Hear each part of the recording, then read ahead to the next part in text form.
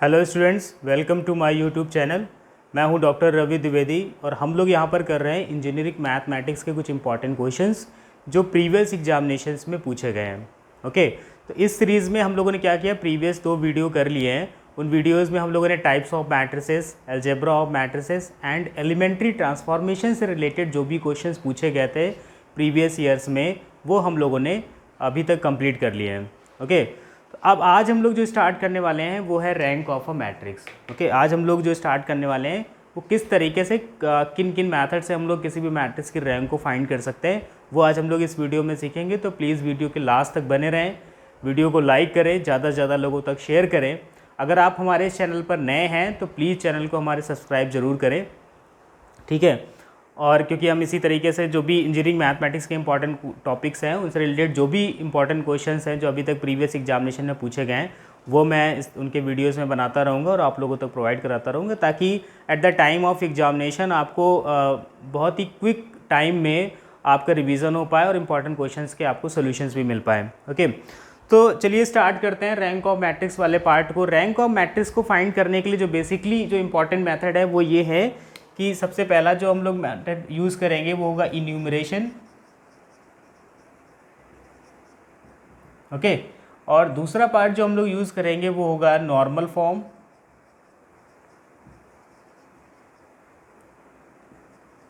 And जो third वाला form लोग यूज़ करेंगे वो होगा रो रिड्यूस्ड इक्लोन फॉर्म। ठीक है, इसमें हम लोग एक रो कैनोनिकल फॉर्म भी होता है, ठीक है, रो कैनोनिकल फॉर्म। तो यहाँ पे जो मोस्ट वाइडली यूज्ड फॉर्म जो है, जो हम लोग सबसे ज़्यादा यूज़ करेंगे वो होगा रो रिड्यूस्ड इक्लेन फॉर्म। ठीक है, ये वाला जो फॉर्म होगा वो हम लोग सबसे ज़्यादा यूज़ करेंगे।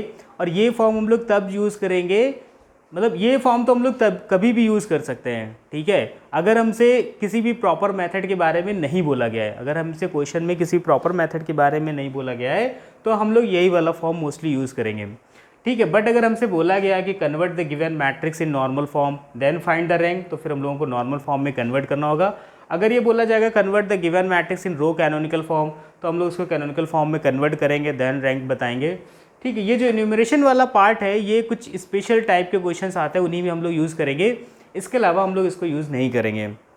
अब क्या फ़ायदा है हमारा रैंक ऑफ मैट्रिक्स पढ़ने का। रैंक ऑफ मैट्रिक्स अगर हम लोग पढ़ लेते हैं तो कोई भी हमें किसी वेक्टर स्पेस में अगर कोई वेक्टर्स गिवन है तो उनकी लीनियरली इंडिपेंडेंसी या इंडिपेंडेंसी हम चेक कर सकते हैं। Okay, system of linear equation अगर गिवन है तो हमें उसके कितने सॉल्यूशंस मिल सकते हैं ये हम लोग चेक कर सकते हैं, ठीक है। किसी भी मैट्रिक्स को उसके डायगोनल फॉर्म में कन्वर्ट करना है, ठीक है, तो उसके लिए भी हम लोग क्या कर सकते हैं, रैंक से बता सकते हैं कि ये जो मैट्रिक्स होगी ये डायगोनलाइजेबल होगी या फिर नहीं होगी, इस तरीके से, ठीक है। तो बहुत सारे एप्लीकेशन है रैंक ऑफ मैट्रिक्स के, वो हम लोग करते रहेंगे। चलिए समझ लेते हैं मेथड्स किस तरीके से और इनसे रिलेटेड जो भी प्रॉब्लम्स पूछी गई वो कर लेते हैं। तो पहला मेथड हमारा है इन्यूमरेशन। इन्यूमरेशन में क्या होगा, हम लोग जो लार्जेस्ट पॉसिबल ऑर्डर का माइनर हमें मिल पाएगा, लार्जेस्ट पॉसिबल ऑर्डर का जो माइनर मिल पाएगा, ठीक है, विच इज नॉन सिंगुलर। इसका मतलब क्या हुआ, कोई भी मैट्रिक्स हमें गिवन है उसमें से हम क्या करेंगे, जो largest possible non singular minor होगा वो मैट्रिक्स की रैंक को रिप्रेजेंट करेगा, ठीक है। जैसे कि एग्जांपल ले लेते हैं, हमारे पास ये क्या है 1 2 3 4, ये हमारे पास मैट्रिक्स है 2 क्रॉस 2 की। तो इससे जो लार्जेस्ट पॉसिबल माइनर हम लोग फाइंड कर सकते हैं वो 2 क्रॉस 2 का ही फाइंड कर सकते हैं। मतलब ये मैट्रिक्स खुद, कोई भी मैट्रिक्स है वो खुद की भी एक माइनर होती है। तो क्या कर सकते हैं, माइनर एक्चुअली क्या होता है, determinant of the sub matrix of a given matrix. तो कोई भी मैट्रिक्स है वो खुद की तो सब मैट्रिक्स होगी। तो इसका अगर हम डिटर्मिनेंट फाइंड करें तो डिटर्मिनेंट इसका क्या आ जाएगा, 4 - 6 यानी कि -2 which is non zero. Determinant find करने के लिए हम लोग क्या करते हैं, डायगोनल एलिमेंट्स का मल्टीप्लाई कराते हैं, माइनस कराते हैं नॉन डायगोनल एलिमेंट्स का, ठीक है। ये 2 क्रॉस 2 के लिए सीन है। तो यहाँ पे देखिए क्या आ रहा है, -2 नॉट इक्वल टू 0 आ रहा है, यानी ये माइनर जो है हमारा कैसा आ गया, नॉन सिंगुलर आ गया। नॉन सिंगुलर का मतलब यही है कि डिटर्मिनेंट की वैल्यू जो है वो 0 नहीं है। नॉन सिंगुलर आ गया तो मतलब इसकी रैंक जो हो गई वो 2 हो गई। रैंक क्या हो गई, 2 हो गई। अगर ये रैंक 2 मतलब ये 0 हो जाता, अगर ये माइनर की वैल्यू 0 हो जाती तो हम लोग क्या करते, अब जैसे मान लो हमने 2x2 ऑर्डर का चेक कर लिया, तो इससे कम एक ऑर्डर का चेक करेंगे हम 1x1 ऑर्डर, मतलब कोई भी एक एलिमेंट नॉन जीरो ले लेंगे, ठीक है, तो इसका मतलब उसकी रैंक फिर 1 हो जाएगी। अगर ये 0 आता तो, पर यहाँ पे ये 0 नहीं आ रहा है, तो इसका रैंक क्या हो जाएगी, जिसका ऑर्डर है वही इसकी रैंक हो जाएगी। तो इस तरीके से एक अगर हम 3x3 की मैट्रिक्स ले लें, ठीक है, तो जैसे मान लीजिए हमने एक 3x3 की मैट्रिक्स ले ली है, 1 2 3 4 5 6 7 0 3, इस तरीके से मान लेते हैं। अभी सपोज हम थोड़ी देर के लिए मान लेते हैं कि इसका जो डिटर्मिनेंट है वो 0 आ रहा है। इसका डिटर्मिनेंट क्या है, 0 आ रहा है। लार्जेस्ट पॉसिबल ऑर्डर कितना मिलेगा, 3x3। 3x3 का मतलब इसका डिटर्मिनेंट, अगर इसका डिटर्मिनेंट 0 आ रहा है, इसका डिटर्मिनेंट क्या आ रहा है, 0 आ रहा है, तो इसका मतलब ये है कि अब हम क्या करेंगे, इससे एक ऑर्डर कम करके माइनर चेक करेंगे। मतलब हम या तो ये वाला पार्ट ले लेंगे 2x2 का, या फिर ये 2x2 ले लेंगे, या फिर ये 2x2, मतलब जो पॉसिबल, जो हम लोग एडजॉइंट में निकालते थे A11 A, तो उसमें से M12 M13 है ना, M11 M21 M22, इस तरीके से सारे माइनर्स हम निकाल लेंगे। अगर उनमें से एक भी माइनर नॉन जीरो मिल जाता है, उनमें से एक भी माइनर नॉन जीरो मिल जाता है, तो क्या हो जाएगा, इसकी रैंक जो है वो 2 हो जाएगी। अगर मान लेते हैं कि सारे 2x2 के जो माइनर थे वो 0 आ गए, तो फिर हम लोग क्या करेंगे, 1x1 पे जाएंगे। तो एक तो नॉन जीरो एंट्री हमको मिल ही रही है कि पहली एंट्री नॉन जीरो है, तो रैंक 1 तो हो ही गई, है ना। तो इसका मतलब ये है कि अगर किसी मैट्रिक्स में ये बोला जाए कि उसकी रैंक जो है उसके डायमेंशन से कम है ना, तो इसका मतलब क्या है कि उसके डिटरमिनेंट जो है वो 0 है, ठीक है। अब इस पे बेस देखिए क्वेश्चन किस तरीके से आता है, क्योंकि कॉन्सेप्ट अगर पे जाएंगे ज़्यादा हम लोग, तो इतना सारा कॉन्सेप्ट है रैंक पे बेस्ड कि हम लोग फिर उसी को करते रहेंगे। कॉन्सेप्चुअल जो भी लेक्चर्स होंगे वो हम लोग बाद में देखेंगे। अभी हम लोग प्रॉब्लम बेस्ड कर रहे हैं, तो अभी हम लोग इन्यूमरेशन वाली प्रॉब्लम को कर लेते हैं कि किस तरीके से हम लोग फाइंड करते हैं।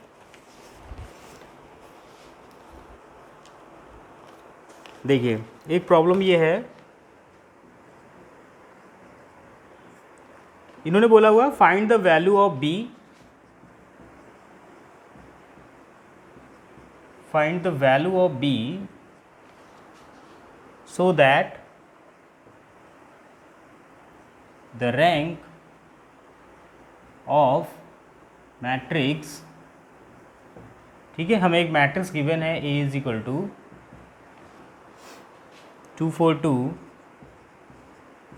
3 1 2 1 0 b, ठीक है, इस 2 उन्होंने बोला है कि जो इस मैट्रिक्स की जो रैंक है वो 2 है। तो रैंक 2 का इसका मतलब ये है कि इसका जो लार्जेस्ट पॉसिबल माइनर, मतलब ये मैट्रिक्स खुद, ठीक है, और माइनर मतलब इसका डिटर्मिनेंट है ना, वो 0 आ रहा होगा। इसका मतलब समझ लो ये मैट्रिक्स हमारी 3x3 ऑर्डर की है, तो जो लार्जेस्ट पॉसिबल माइनर हमें मिलेगा वो ऑर्डर 3 का मिलेगा। पर इन्होंने बोला है कि इसकी रैंक 3 नहीं है, मतलब ये श्योर है कि वो डिटरमिनेंट 0 हुआ होगा, तभी तो हम लोग लोअर ऑर्डर पे मूव कर रहे हैं। अगर वो नॉन जीरो मिल जाता तो इसका मतलब क्या होता है कि रैंक 3 हो जाती, पर रैंक 3 की जगह 2 हो रही है। इसका मतलब यही है कि इसका जो लार्जेस्ट ऑर्डर माइनर था, मतलब जो 3x3 की डिटरमिनेंट थी वो 0 हो रही है। तो 3x3 की जो माइनर तो 0 हो रहा है, इसका मतलब ये है अगर हम इस तरीके से लिखेंगे इसमें, as given rank of A is 2, this implies determinant of A is 0, ठीक है। हमें गिवन है कि रैंक जो है वो 2 है, तो इसका मतलब है कि इसका डिटरमिनेंट क्या होगा, 0 होगा। तो अगर इसका डिटरमिनेंट 0 है, तो चलिए इसका डिटरमिनेंट को 0 कर देते हैं हम लोग, 2 4 2 3 1 2 1 0 b and this is equal to 0। तो यहाँ से क्या होगा, इसको हम एक्सपेंड कर लेते हैं अलॉन्ग द फर्स्ट रो, तो दिस इज़ 2 एंड ये हमें गिवन होगा b -4 एंड यहाँ से हमको मिलेगा 3b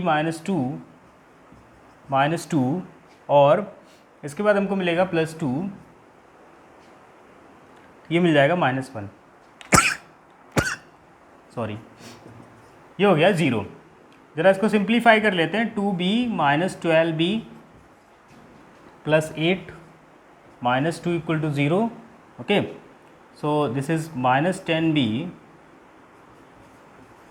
+6 इक्वल टू 0, तो b इज इक्वल टू आ जाएगा हमारा 6/10, मतलब 3/5, ठीक है। ये हमारी आ गई b की वैल्यू, ठीक है। ऑन द बेसिस ऑफ एक कैलकुलेशन और चेक कर लेते हैं हम लोग, 2 लिया तो ये b आ गया, -0 हमने लिखा नहीं, -4 लिया तो ये कैंसिल हो, 3b -2 हो गया, +2 लिया हम लोगों ने तो 0 -1 आ गया। ठीक है, तो इस तरीके से हमने क्या देखा कि हमें रैंक अगर मैट्रिक्स की उसके ऑर्डर से कम दी गई है तो ये श्योर है कि उसका डिटरमिनेंट 0 होगा।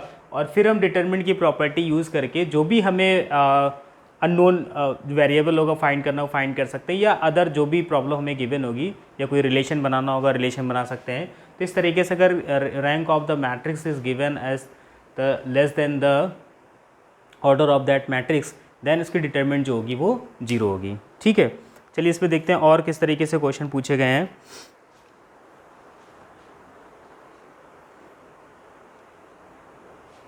एक क्वेश्चन ये भी है, इसको हम लोग इन्यूमरेशन वाले मेथड से कर सकते हैं।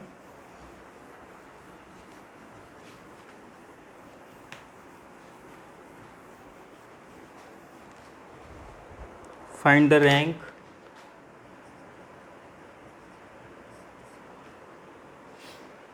मैं ऐसे डायरेक्ट लिख रहा हूँ, फाइंड रैंक। ये जो मैं सारे क्वेश्चंस करा रहा हूँ ये ऑलरेडी पूछे हुए क्वेश्चन हैं, जो ऑलरेडी आपके प्रीवियस ईयर क्वेश्चन पेपर में आए हुए क्वेश्चंस हैं। ठीक है, इनमें से मैंने ये एक पूरे सेट बना रखा है, पिछले लास्ट 10 ईयर्स के मैंने क्वेश्चन पेपर डाउनलोड किए, और उनमें से जो भी इंपॉर्टेंट क्वेश्चंस मतलब जो भी क्वेश्चंस आए थे, इंपॉर्टेंट्स क्या, उन लास्ट 10 ईयर्स के क्वेश्चन पेपर में जो भी मैट्रिक्स से रिलेटेड क्वेश्चंस आए थे उन सारे क्वेश्चंस को मैंने नीचे कलेक्ट किया हुआ है। और उसके बाद हम लोग टॉपिक वाइज क्वेश्चंस को टॉपिक्स के कॉन्सेप्ट को पढ़ रहे हैं और उससे रिलेटेड क्वेश्चंस को कर रहे हैं।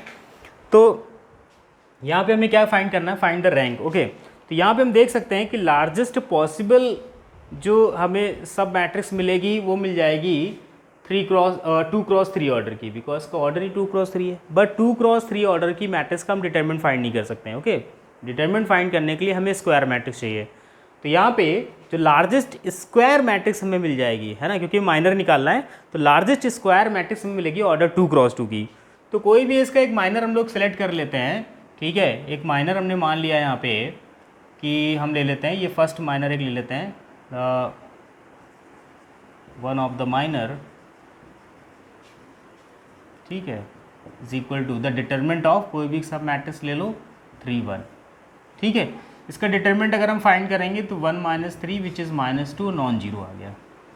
इसका हमने क्या किया, एक माइनर लिया, ठीक है, और उस माइनर का उसकी माइनर की वैल्यू क्या आ गई, -2 आ गई, मतलब नॉन जीरो आ गई। तो अगर इसका माइनर नॉन जीरो आ गया तो इसकी रैंक क्या हो गई, ऑर्डर ऑफ दिस माइनर, तो रैंक क्या हो गई, इसकी रैंक हो गई 2। तो ये क्वेश्चन है, मतलब जो इन्यूमरेशन मेथड से भी कर सकते हैं और इसको हम एक्लोन फॉर्म में कन्वर्ट करके भी कर सकते हैं। मतलब रैंक का कोई भी क्वेश्चन हम उसको कर किसी भी मेथड से सकते हैं, बट कन्वीनियंट वे जो हो, जो जिसको हम ईजीएस्ट तरीके से कर पाए, हम लोग मोस्टली वो वाला मेथड यूज़ करते हैं जो ज़्यादा अप्रोप्रिएट तरीके से और ज़्यादा इजी तरीके से हमारा आंसर आ जाए। तो इस तरीके से हमने क्या किया, इसकी रैंक जो फाइंड कर ली वो होगी 2।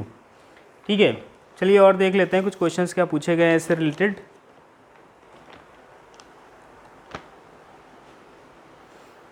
ठीक है, तो ये सफिशिएंट है, मतलब इससे जो मोस्टली मैंने बताया कि एक ही टाइप का क्वेश्चन हम लोग पूछा जा सकता है कि किसी अननोन वेरिएबल की वैल्यू अगर हमें निकालनी हो तो हम रैंक मेथड का यूज़ कर सकते हैं, मतलब इन्यूमरेशन मेथड का यूज़ कर सकते हैं।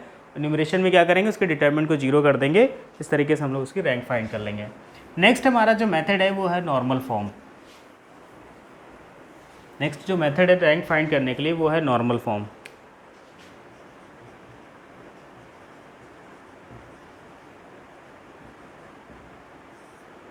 ठीक है, बेसिकली जो हमारे नॉर्मल फॉर्म है वो क्या है, हम किसी भी गिवन मैट्रिक्स को, ठीक है, इस तरीके से कन्वर्ट करें कि उसका एक ब्लॉक जो हो वो आइडेंटिटी मैट्रिक्स बने, ठीक है, और बाकी जो यहाँ पे है वो सब जगह क्या बन जाए, 0 बन जाए, या इस तरीके से लिख सकते हैं हम लोग इसको, बाकी सब जगह क्या हो जाए, 0 बन जाए।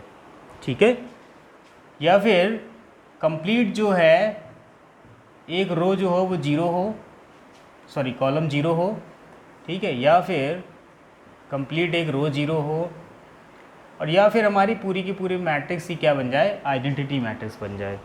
ठीक है, तो अगर किसी भी मैट्रिक्स को में हम लोग क्या करेंगे, उसको आइडेंटिटी मैट्रिक्स में कन्वर्ट करने के लिए ट्राई करेंगे, और अगर हमारा इनमें से कोई भी एक फॉर्म बन जाता है तो हम लोग कह देंगे ये मैट्रिक्स का नॉर्मल फॉर्म है, this is the normal form of given matrix. और जब नॉर्मल फॉर्म में कन्वर्ट कर लेंगे तो जो रैंक ऑफ द मैट्रिक्स होगी, ठीक है, rank will be equal to R. Rank जो होगी वो किसकी होगी, order of the identity matrix के इक्वल होगी। ठीक है, ये इनमें से ये जो 4 फॉर्म दिए गए हैं सारे के सारे नॉर्मल फॉर्म हैं। इनमें से किसी फॉर्म में अगर हम गिवन मैट्रिक्स को कन्वर्ट कर लेते हैं तो हम कह देंगे कि जो हमारी मैट्रिक्स है वो नॉर्मल फॉर्म में अब कन्वर्ट हो गई है, और जो हम रैंक निकालेंगे वो order of the identity matrix के इक्वल होगी। ये हमारा आर है। ठीक है, जो रैंक होगी वो आइडेंटिटी मैट्रिक्स के ऑर्डर के इक्वल होगी। चलिए देखते हैं इस पर प्रॉब्लम किस तरीके से हम लोग कर सकते हैं।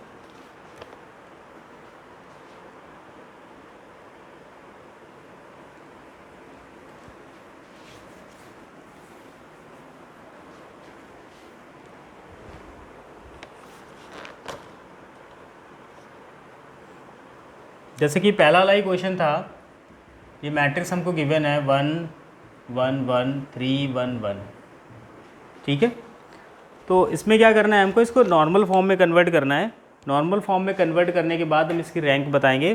तो यहाँ पे एक चीज़ और याद रखनी है, जो हमने रो कैनोनिकल जो हम लोगों ने कल पढ़ा था, मतलब जो हम लोग इन्वर्स फाइंड करना जो हम लोग सीख रहे थे यूजिंग द रो ट्रांसफॉर्मेशन, तो उसमें मैंने बताया था कि हम लोग वहाँ पे रो या कॉलम में से किसी एक ट्रांसफॉर्मेशन को यूज़ करेंगे। ठीक है, बट यहाँ पे ऐसा नहीं है। नॉर्मल फॉर्म में कन्वर्ट करने के लिए हम रो या कॉलम दोनों ऑपरेशन को यूज़ कर सकते हैं। ठीक है, तो हमें क्या करना है, हमें यहाँ पे इसको आइडेंटिटी मैट्रिक्स बनाना है। तो उसके लिए सबसे पहला एलिमेंट हमारा 1 होना चाहिए, जो कि हमें ऑलरेडी गिवन है। अब इसके नीचे में क्या होना चाहिए, यहाँ पे हमें सब 0 बनाने हैं। ये तो हम इसको ऐसे लिख लेते हैं। इसको 0 कैसे बनाएंगे, इसको हम लोग 0 बनाएंगे R2 माइनस, R2 को रिप्लेस करा रहे हैं R2 माइनस 3R1 से। R2 को रिप्लेस करा रहे हैं R2 माइनस, जब R2 से 3R1 को माइनस करा देंगे तो क्या हो जाएगा, 0 हो गया, ये -2 हो गया और ये -2 हो गया। ठीक है, 0 बन गया। अब यहाँ पे हमको 1 चाहिए, है ना, यहाँ पे हमको क्या चाहिए, 1 चाहिए। तो हम लोग क्या करेंगे, इस बार R2 को रिप्लेस करा देंगे -1/2 R2 से। तो ये क्या हो जाएगा, 1 1 1 0 1 1। ओके, ये हो गया। अब देखो यहाँ पे, ठीक है, अब एक चीज़ और देख लो कि ये जो मैट्रिक्स 2x3 ऑर्डर की है, तो मैक्सिमम जो पॉसिबल ऑर्डर है आइडेंटिटी मैट्रिक्स का वो 2 है ना। मोर देन 2 ऑर्डर की आइडेंटिटी मैट्रिक्स तो मिल ही नहीं सकती यहाँ से। तो 2 अगर ऑर्डर की मैं आइडेंटिटी मैट्रिक्स बनानी तो 1 0 हो गया सॉरी 1 0 हो गया। और क्या कर सकते हैं, हमें यहाँ पे 0 बनाना है। ठीक है, यहाँ पे 0 बनाना है। तो पहले हम लोग क्या करते हैं, इसको 0 बना लेते हैं, क्योंकि इसकी हमें ज़रूरत नहीं है। तो इसको 0 हम लोग कैसे बनाएंगे, 1 0 1 1 0 0। हम क्या करें, C3 को माइनस करा दें C2 से, C3 को रिप्लेस करा दें C3 माइनस C2 से। इस कॉलम से इसको माइनस करा दें, ये पूरा 0 हो गया। अब बचा ये 0 करना है। तो ये 0 करने के लिए हम लोग क्या कर सकते हैं, हम लोग कर सकते हैं ये कि 0 1 0 ऐसे लिख लेते हैं और R1 माइनस R2 करा देते हैं। तो ये 1 माइनस 0 1 आ जाएगा, 1 माइनस 1 0 आ जाएगा और 0 माइनस 0 0 आ जाएगा। कैसे हम लोगों ने ये ऑब्टेन किया है, हम लोगों ने ऑब्टेन किया R1 को रिप्लेस करा के R1 माइनस R2 से। ठीक है, तो ये हम देख सकते हैं कि अब हमें आइडेंटिटी मैट्रिक्स मिल गई 2x2 ऑर्डर की। मतलब हमारा जो A था वो इक्विवेलेंट टू हो गया I2, है ना। I2 का मतलब आइडेंटिटी मैट्रिक्स ऑफ ऑर्डर 2, और ये पूरा कॉलम जो है वो 0 हो गया, है ना। हमने क्या देखा कि हमारी जो मैट्रिक्स A है वो कन्वर्ट हो गई अब I2, और एक पूरा का पूरा कॉलम जो है वो 0 मैट्रिक्स में कन्वर्ट हो गया। तो ये हमारा नॉर्मल फॉर्म कन्वर्ट हो गया। अब जो इसकी रैंक होगी, rank of A will be equal to 2, है ना। और यही रैंक 2 हम लोगों ने तब भी निकाली थी जब इन्यूमरेशन वाला मेथड यूज़ किया था। ठीक है, तो हमने क्या किया, नॉर्मल फॉर्म में कन्वर्ट किया। तो जो आइडेंटिटी मैट्रिक्स का ऑर्डर होगा वो इस मैट्रिक्स ए की रैंक होगी, वो वही जो होगा वो हमारी मैट्रिक्स ए का रैंक होगा। चलिए एक और क्वेश्चन कर लेते हैं हम लोग 3x3 ऑर्डर के लिए।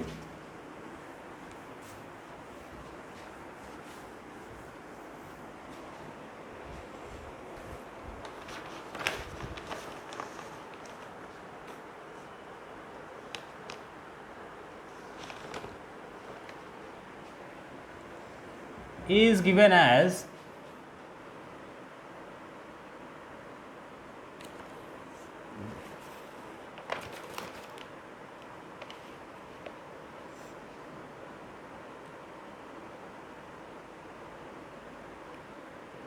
uh, 2 3 4 4 3 1 1 2 4। ठीक है, इसकी हमें रैंक फाइंड करनी है, तो हम लोग इसको नॉर्मल फॉर्म में कन्वर्ट करके इसकी रैंक फाइंड करेंगे। तो रैंक फाइंड करने के लिए हमें क्या करना है, इसमें पॉसिबल ऑर्डर की आइडेंटिटी मैट्रिक्स बनानी है। तो यहाँ पे हमारी जो गिवन मैट्रिक्स है वो 3x3 ऑर्डर की है। तो जो लार्जेस्ट पॉसिबल आइडेंटिटी मैट्रिक्स जो हम यहाँ पे बना सकते हैं वो 3x3 ऑर्डर की बना सकते हैं। तो हम लोग क्या करेंगे, पहले इसको नॉर्मल फॉर्म में कन्वर्ट करने के लिए हमें ये एलिमेंट क्या चाहिए, 1 चाहिए। तो हम लोग इंटरचेंज करा लेते हैं, 1 2 4 4 3 1 2 3 4। हमने क्या किया है, R1 और R3 को इंटरचेंज कराया है। ठीक है, R1 और R3 को इंटरचेंज कराया। अब ये हमें 1 मिल गया। अब यहाँ पे हमको चाहिए 0 और यहाँ पे भी 0 चाहिए। तो कैसे 0 बनेगा, ये इस R1 में 4 से मल्टीप्लाई करा दें और R2 से माइनस करा दें। यहाँ पे 0 चाहिए हमको, है ना। तो यहाँ पे 0 लाने के लिए हम क्या करेंगे, यहाँ R1 को 4 से मल्टीप्लाई कराएंगे और R2 से माइनस करा देंगे। तो हम लोग क्या करने जा रहे हैं, हम लोग R2 को रिप्लेस कराने जा रहे हैं R2 माइनस 4R1 के साथ। ठीक है, तो ज़रा जब ये 4 मल्टीप्लाई होगा तो ये 4 हो जाएगा, ये 8 हो जाएगा और ये 16 हो जाएगा। रेस्ट को माइनस कराओ। पहले तो हम इसको ऐसे लिख लेते हैं, ये हो गया 0, 3 माइनस 8 माइनस 5, 1 माइनस 16 माइनस 15। अब हमें क्या चाहिए, यहाँ पे 0 चाहिए। तो क्या करेंगे हम लोग, ठीक है, हम लोग क्या करेंगे, R3 को रिप्लेस करा देंगे R3 माइनस 2R1 के साथ, है ना। जब R3 को रिप्लेस कराएंगे 2R1 के साथ, 2 माइनस 2 0 हो गया, 3 माइनस 4, है ना, 3 माइनस 4 माइनस 1 आ गया, एंड 4 माइनस 8 ये कितना आ गया, माइनस 4 आ गया। ठीक है ना, हमने क्या कराया कि इसको इसमें 2 से मल्टीप्लाई करा के माइनस कराया, तो 2 माइनस 2 0 हो गया, 3 माइनस 4 माइनस 1 हो गया, एंड 4 माइनस 8 माइनस 4 हो गया। ठीक है, अब हमको क्या चाहिए, यहाँ पे 1 चाहिए। आइडेंटिटी मैट्रिक्स के लिए हमें क्या चाहिए, यहाँ पे 1 चाहिए। तो यहाँ पे 1 लाने के लिए हम लोग क्या करेंगे कि इसको R2 को हम लोग -5 से डिवाइड करा देंगे। अब हम लोग क्या करने वाले हैं, हम लोग करने वाले हैं R2 को रिप्लेस कराने वाले हैं -1/5 R2 के साथ। ठीक है, तो ये एज इट इज लिख लेते हैं इसको हम लोग, ये 0 हो गया, ये 1 हो गया और ये हो गया 3, 0 माइनस 1 माइनस 4। ठीक है, अब ज़रा देखो क्या कराना है, इसको 0 बनाना है। हमें क्या करना है, इसको 0 बनाना है। ये देखिए आइडेंटिटी मैट्रिक्स में क्या होता है, 1 डायगोनल में होते हैं, बाकी 0 होते हैं। ये 0 बन गया, इसको 0 बनाना है। तो क्या करें, इन दोनों को ऐड करा दें हम लोग। अब हम लोग क्या करें, इन दोनों रो को ऐड करा दें, R2 और R3। तो R3 को रिप्लेस कराने वाले हम लोग R3 प्लस R2 के साथ। तो फर्स्ट रो तो एज इट इज में कोई चेंज नहीं हो रहा, सेकंड में भी कोई चेंज नहीं हो रहा। इसको जब 0 प्लस 0 0 हो गया, ये 0 हो गया और ये -1 हो गया।